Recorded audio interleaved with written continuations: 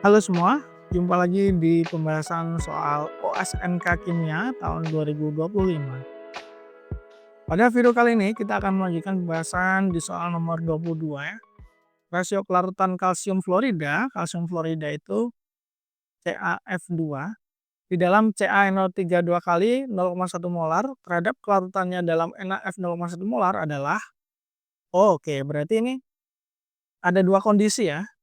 Kalsium fluorida berapa kelarutannya dalam CaNO32 kali sama kalsium fluorida berapa kelarutannya di NaF 0,1 molar.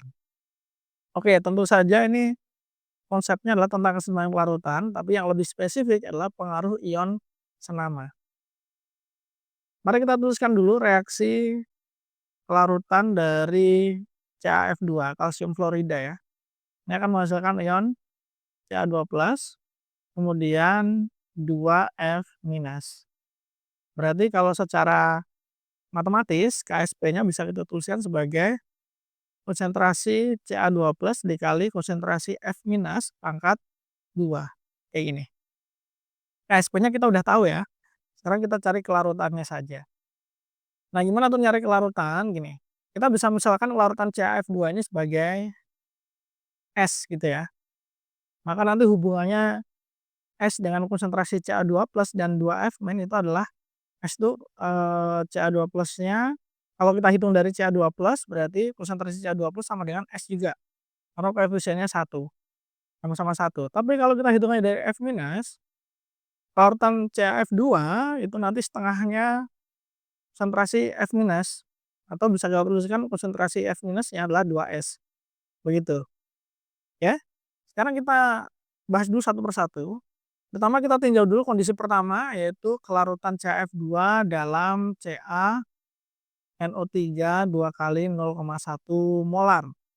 Oke, kalau ini larutannya CaNO3 2 kali 0,1 molar, artinya di dalam larutan itu sudah terdapat Ca2+ sebanyak 0,1 molar. Kalau kita masukkan ke dalam rumus KSP, Ca2+, kemudian ini F- pangkat 2, KSP-nya kita masukkan sesuai yang ada di soal. Ca2+-nya kita pakai yang 0,1. Nah, kita bisa hitung konsentrasi F-. Itu berarti dari sini kita dapat 5,3 kali 10 pangkat min 8, itu sama saja F- kuadrat. Berarti kalau F-nya saja, ya kita akar ya. Kita akar saja 5,3 kali 10 pangkat minus 8. 2,3 kali 10 pangkat min 4. 2,3 kali 10 pangkat min 4. Tapi ini konsentrasi F-, lihat perbandingannya. F- sama CaF2. Koefisien CaF2 1, koefisien F- 2, berarti kelarutan dari CaF2 itu akan bernilai setengah kali dari konsentrasi F-. Nah, berarti kita hitung dulu. S CaF2 ini berarti adalah konsentrasi F- dibagi 2 kan gitu ya. Berarti kita bisa hitung 2,3 kali 10 pangkat min 4 dibagi 2, hasilnya adalah 1,15 10 pangkat min 4. Oke, kita keep dulu ya yang ini ya. Selanjutnya kita akan hitung kelarutan CaF2 dalam NaF 0,1 molar. Nah, kalau di sini yang senamanya adalah F-. Berarti nanti konsentrasi F-nya kita sudah tahu 0,1 molar.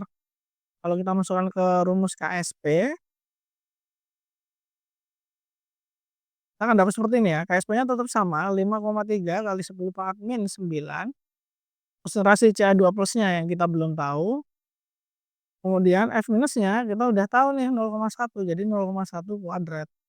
Sehingga dari sini kita bisa hitung konsentrasi Ca2+ itu adalah 5,3 kali 10 pangkat min 9 dibagi 0,1 kuadrat. Jadinya 5,3 kali 10 pangkat minus 7. Nah, kayak gini.